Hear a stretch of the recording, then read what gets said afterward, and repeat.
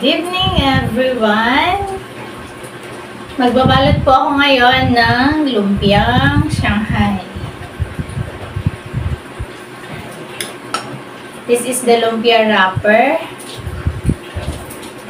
This is the lumpiang Shanghai filling, yung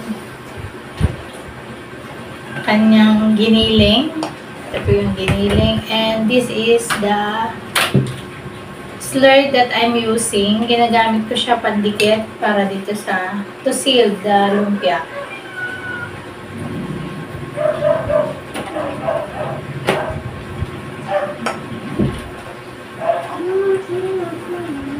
Ginagawa ko po ito almost every day.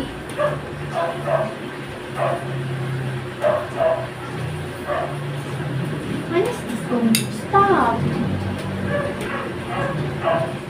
Itinitinda ko po kasi ito. Kung saan ako pumapasok para sa trabaho.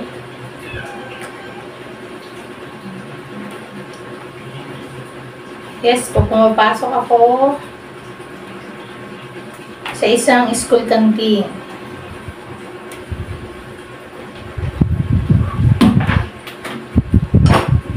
Ang trabaho ko po doon ay tagaluto. Siyempre, pag canteen, tindahan din yon ng pagkain. So, I bring with me this. Luto ko na siyang dinadala doon.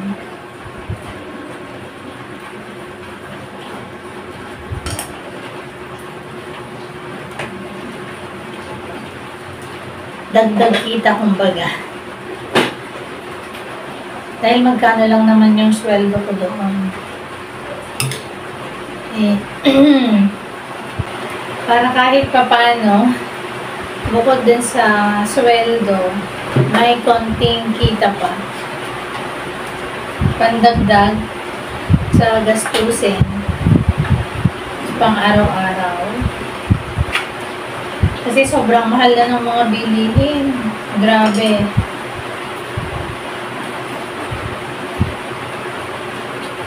Hindi mapigilan ang pagmahal ng mga bilihin. Kaya kailangan umisip ng maraming paraan kung paano madadagdagan yung kita, paano madadagdagan yung income para makasapat sa mga gastusin sa pang-araw-araw.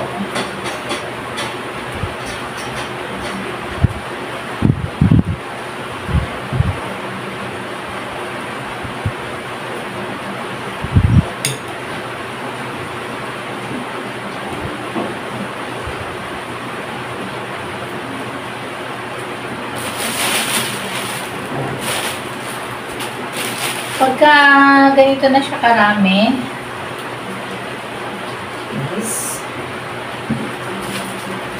inilalagay ko na siya sa plastic.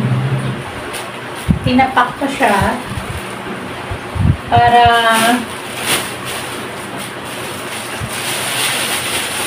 ilagay sa freezer. Para every time na kailangan ko, ilalabas ko na lang siya para naka-ready na siya to cook.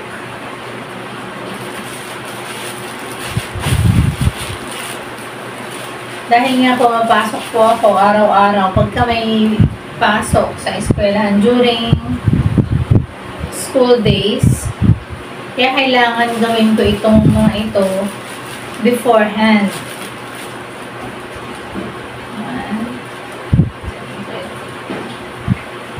Para hindi naman maapektuhan yung pagpasok pa sa trabaho.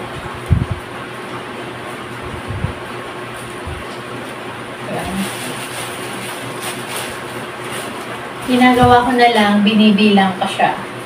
Para alam ko yung bilang niya pagka lulutuin ko.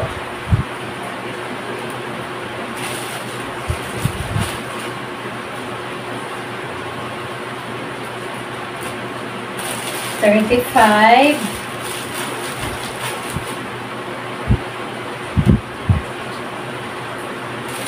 41, 45,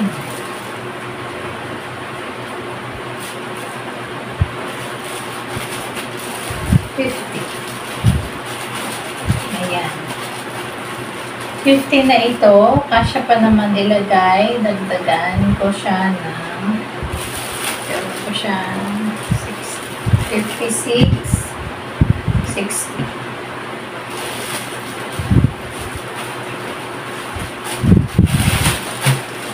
This is 60 pieces. Lagay ko muna siya dyan sa tabi at itutuloy ko lang yung pagbabalot hanggang sa magamit ko to lahat.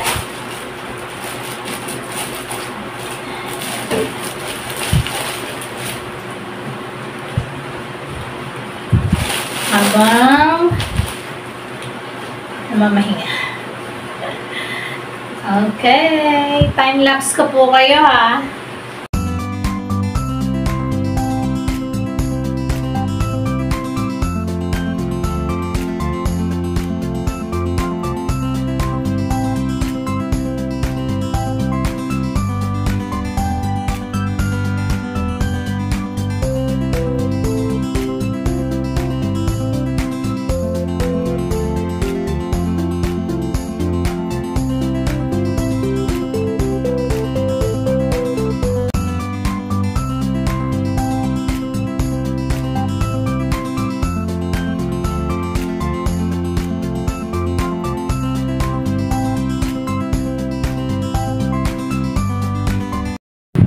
Ayan.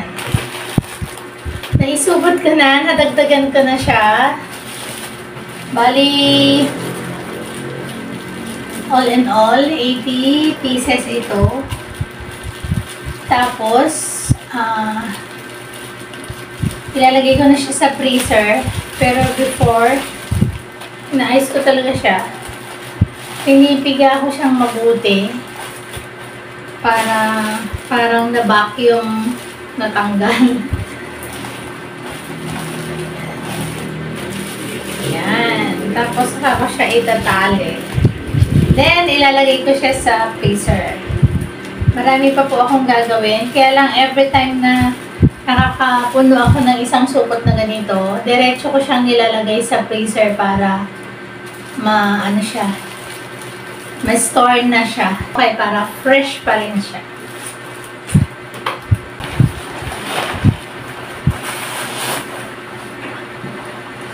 This is tinapa.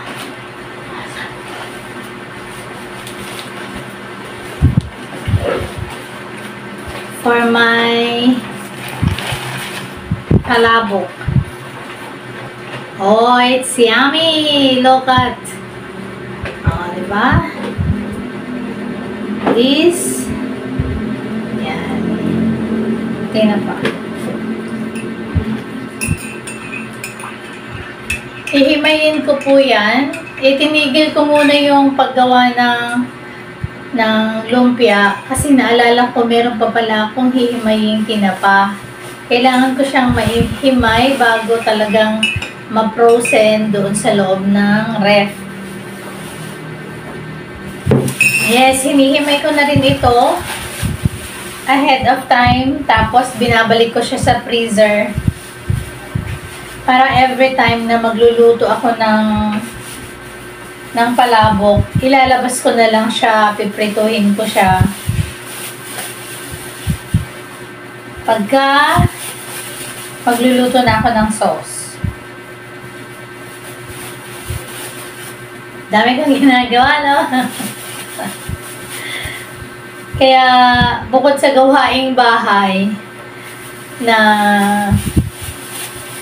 kailangan kong gawin, kaninang umaga, and yesterday, Sabado, dahil nga nag-spray sa bukid si husband, nag-commute ako, namalengke ako ng mga kailangan ko, kagaya ng panglumpia. Kailangan ko siyang palengkehin para maluto ko siya. Bumili ako ng tinapa para mahimay ko siya ahead of time. Ganon. Para kagaya nito, Sunday. Sunday kasi, syempre, church day, family day, kasama na yon. Nagkataong tomorrow is a holiday dito sa amin. It's unang sigaw ng Nueva Ecija. Yes, taga Nueva Ecija po ako. It's holiday tomorrow. Kaya may panahon pa ako, hindi pa ako nagbalat ng yung lulutuin ko for tomorrow kahit Monday na kasi holiday ako. Kaya maghihimay ako ng tinapa. Tatanggalin ko lang yung tinik niya sa gitna. Tapos yung nandito sa may tiyan, yung ulo. Ganon. Para ipiprito na lang talaga. At pag naprito, saka na lang siya hihimayin para sa aking palabok. Yun po. Ganon po yung aking ginagawa. At sa loob ng maghapon, kagaya kahapon, may panahon pa naman para magpahinga. Kasi sinisigurado ko naman na makakapagpahinga din ako. Hindi ako lalaki ng ganito. Kapag pinababayaan ko yung sarili ko, tinitignan ko na nakakakain din ako ng maayos, pati yung pamilya ko, nagagawa ko pa rin yung aking obligasyon bilang isang nanay, yung mag-prepare ng kanilang pagkain. Even though ang nagsasaing ng kanin namin ay yung aking anak na mabait, pero pagdating sa ulam, minsan pagka prito-prito lang or init-init, siya na yung bahala. Pero kadalasan, ako pa rin yung nagluluto. Ang style ko pong ginagawa is, kunwari magluluto kami ng pusit, adobong pusit, yun. Lulutuin ko na yung isang buong 1 kilo. Tapos, yung kalahati nun, i-store ko na sa freezer. Kasi, yung kalahating kilo is enough for us na pang-ulam. Minsan, 2 beses nga naming ulamin yun. Hindi naman kami ganun kalakas pag-ulam. Sanay po kami magtipid-tipid. Tapos, nasa-store na siya sa freezer. Para 2 to 3 days yung nandun sa may freezer. And then, ilalabas na lang siya. Ito to. Tapos, saka i-reheat. May ulam na kami. Kadalasan ganun. Hindi lang po sa adobong pusit. Minsan sa tinolang manok din. Ganun. Or, bibili ako ng pork. Titimplahin ko yan minsanan. Tapos, ipapak ko yan ng isang lutuan para pagka magluluto ng kailangan magluto ng ulam, ilalabas mo yung isang pack. Doon mo i-defrost. Tapos, ipiprito na lang. Ganun. Ganun po yun. Yes. Yun yung isang way na alam ko para mag-save ng time para magawa ko yung ibang bagay na kailangan kong gawin. Sabi nga nila, time management lang, disiplina sa sarili. Kung talagang gusto mong maayos, kagawa ng maraming bagay, hindi iniintindi yung pagod. O napapagod, pwede namang magpahinga. 10 to 15 minutes is enough para ma-recharge yung lakas ulit to continue yung mga dapat mong gawin. Lang po yun. Kung para sa akin, ganun po yung ginagawa ko. Minsan kailangan kong, dahil sanay akong gumising ng madaling araw, kailangan kong bumangon ng madaling araw. Minsan, mas late naman kaysa yung may pasok. Pagka may pasok kasi 2:30 to 3 a.m. in the morning ako bumabangon para magluto. Pero pagka walang pasok, minsan 4 a.m. o 3:30 din, tumigising ako para gawin yung ibang trabaho. Kung pwedeng, kung yung oras na yun ay meron ng tubig yung faucet. Minsan kasi nawawala ng tubig sa faucet. Walang supply ng tubig. Pero kapag maganda yung supply ng ganong oras, naglalaban na ako ng ganong oras. Tapos, yung mga hindi pa natiklop na damit, tinitiklop ko na yun. Para pagising ng aking dalagang mabait, siya nang maglalagay sa mga lalagyanan ng damit. Yung mga natiklop na. Ganun po yung ginagawa ko yung paglilinis. Madalas sa madaling araw, binibilisan ko dahil hindi naman malaki yung aming bahay. Maliit lang naman siya. Kailangan mong iligpit, ligpit. Kasi pagka may pasok na, hindi na naman siya nagagawa ng maayos. Hanggang sa walis-walis lang, gano'n. Pagdating ng Friday ng hapon, wala akong ginagawang iba. Doon ako nagpapahinga ng medyo mahaba ng konti. Tapos,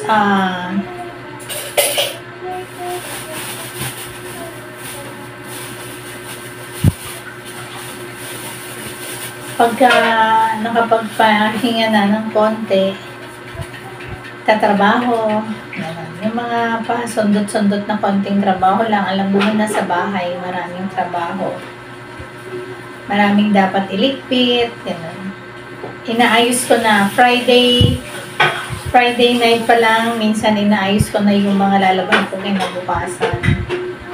Nakaprogram na sa isip ko kung ano yung mga gagawin ko para mabilis.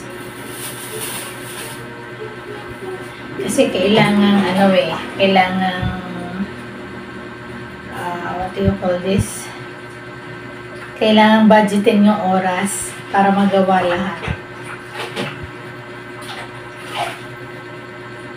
Yung bang meron kang pinagkakabalahang iba, pinagkakakitaang iba, at the same time, hindi naman nagsasuffer yung iyong obligasyon para sa pamilya. Oh, yun! Diba? Ganun po yung aking madalas na ginagawa. Kagaya bukas, yung mga damit, kasi meron pa po akong mga hindi natapos na labhan. Gagawin ko yun siya bukas ng madaling araw. Magtitiklop ako, maaga akong matatapos ito at hindi pa ako inaantok. Titiklopin ko na yung iba. Na kahit yung mga pantalon lang, mga short pants, mas madali kasi siyang tiklopin. Pero, sasama kayo sa patay bukas? No? Marami akong dapat gawin. Mamamalengke ako bukas sa palo. Kasi nag-video ako.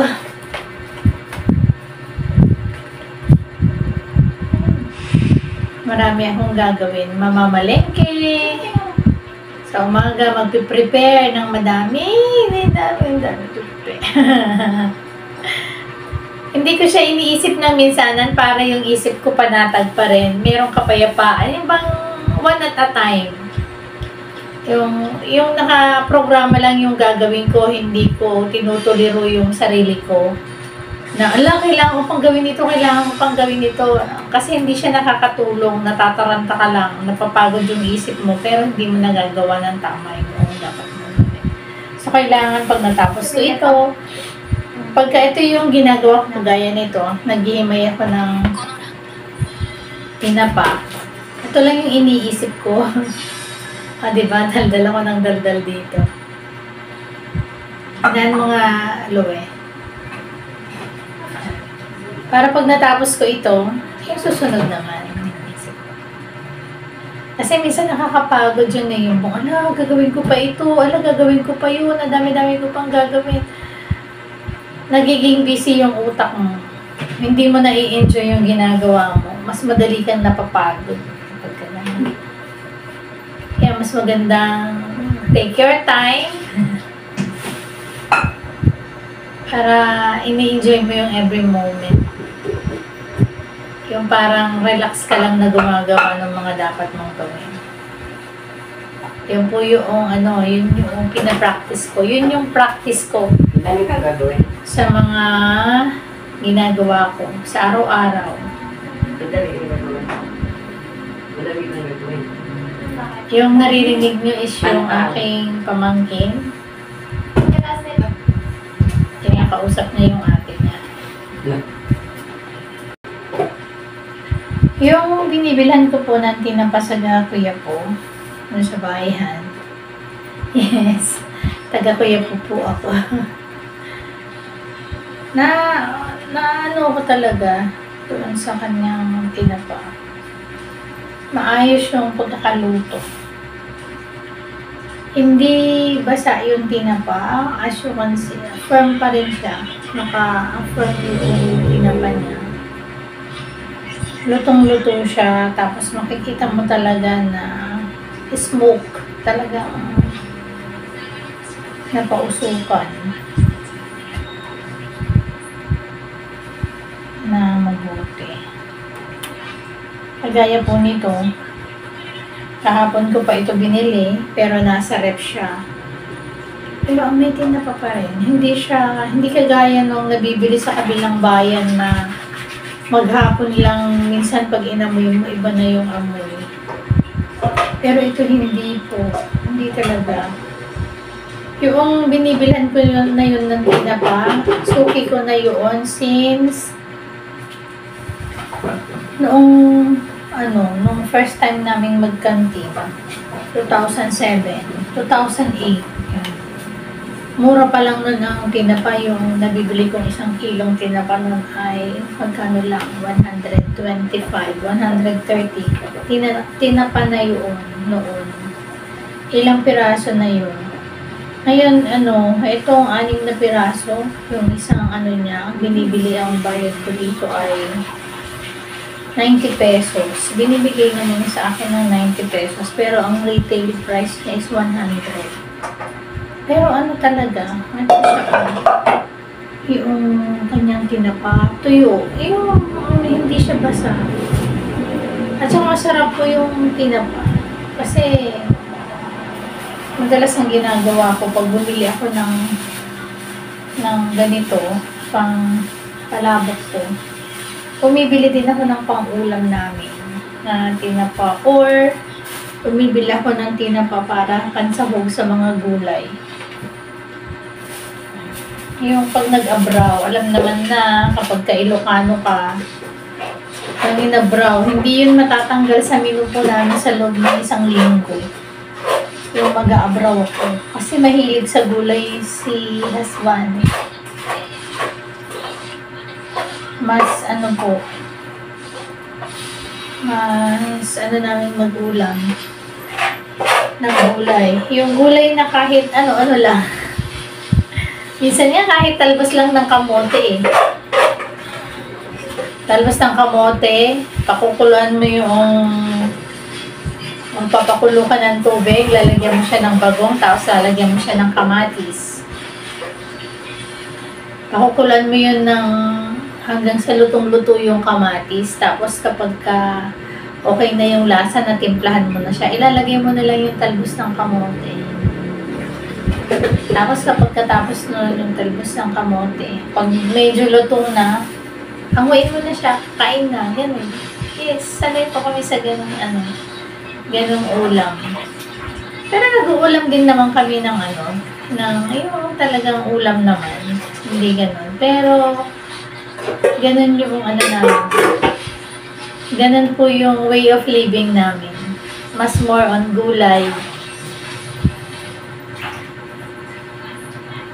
Mas kasi siyang kumain, si husband. Mas ginaganahan or mas maayos yung pagkain niya kapag kagulay yung ulam. Daras ganun.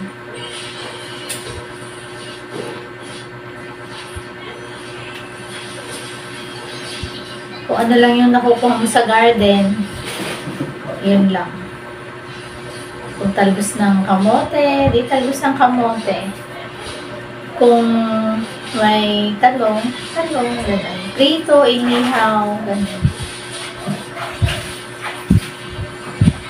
Medyo maingay, may naglalaro kasi dun sa gilid. Medyo malakas po yung sound. Pero ganun lang, yun lang yung buhay namin.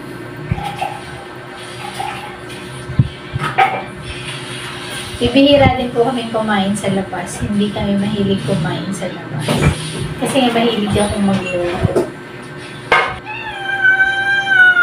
Ayun. Naririnig niyo po yung pusa. Naamoy na nila yung naamoy nila yung tinapa. Nangihingi na sila ng pagkain. Kaya mamaya pagkatapos kong maghimay, tuwan-tuwa na naman sila. Maski po sa madaling araw pag nagpiprito na ako ng tahimik sila.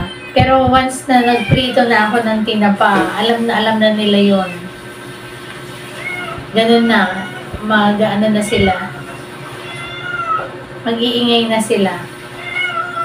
Alam nila yung amoy ng pagkain nila. Kaya siguro ganun. Humihingi sila.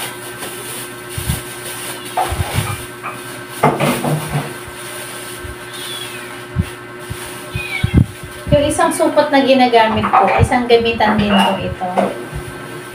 Para pagkalulutuin ko na siya, nilalabas ko lang din.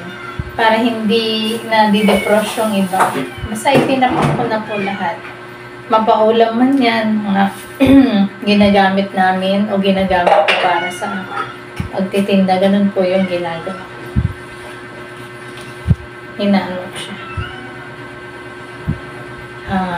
Ipinapak ko siya ng isang gamitan. Ganun. Ganun po yung aking ginagawa. At yung naririnig nyo, nagbuhugas ng pinggan yung aking anak. Anong oras na? Ayun lang siya naghugas ng pinggan. Kumain po kami kanina 5:30 ng hapon. Araw-araw po yun, ganun yung oras ng aming dinner. Kasi nga pumapasok si husband. 5 to 5:30 yun yung aming oras ng kainan. Madalas magkakaharap kaming kumain kasi during nang may pasok, yun lang talaga yung panahon para magkakasama kaming kumain. Sa umaga, dahil ang duty nga po niya ipanggabi. Sa umaga pag dumadating siya, yun na yung time para ihatid naman niya ako sa eskwelahan. Ako, kakain na. Minsan, nakasabay ko siyang kahit na umiinom lang siya ng tsaa, ako naman nagbe-breakfast sa umaga. Pero, tapos sa tanghali, yan, nasa school yung si Dalaga, nasa school din ako, siya nandito sa bahay. Kaya, para naman hindi mawala yung quality time, being a family. Pagdating sa hapon, yun, sama-sama kaming kumakain. Sa hapon. Yun yung madalas na scenario. Kahit Sabado, pero pag sabay-sabay pa rin kami sa hapon. Madalas kasi pagka Saturday, dalawa lang kami dahil yun namang si Dalaga ang natutulog. Nalilate siyang bumangon. So, kaming dalawa yung mag-breakfast. Tapos kami mamamalengke, pupunta sa palengke. Darating kami minsan, kumakain na si Dalaga nang siya mag-isa. Kaya pagkakain kami ng lunch, dalawa na lang kami. Pero pagdating sa hapon, kakasabay kami.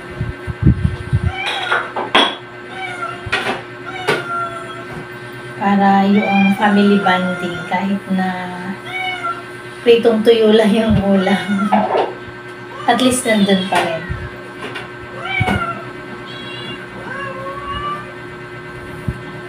Ganon po yun. Ganon yung nangyayari sa amin. Sa araw-araw. O diba, ang dami ko nang nakwento pero hindi pa rin ako tapos maghimay ng tinapa. Meron pa po akong dalawang balot na hihimayin.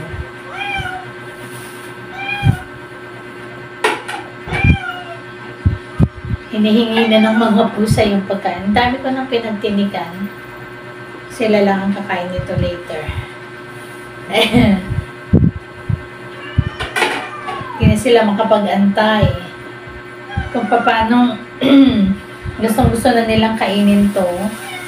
Aba, ako rin, gustong-gusto ko nang matapos ito para maituloy ko na yung pagbabalot ng lumpia.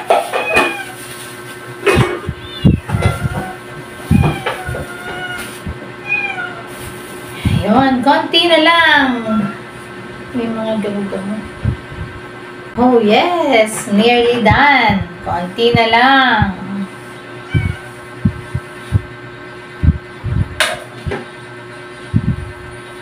Ilang piraso na lang po ito. Pang-anim na supot na po ito.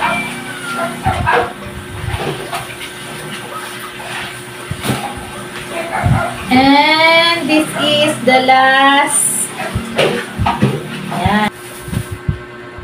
Last 2 pieces na. Matatapos na ako. Ayun, konti na lang. Konting kembot na lang. At tapos na.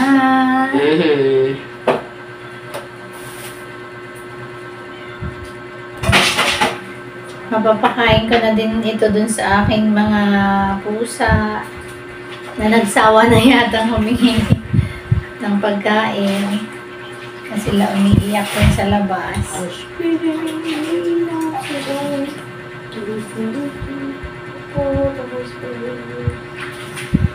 Ayun. Diba? Konti na lang. Yes! Finish na!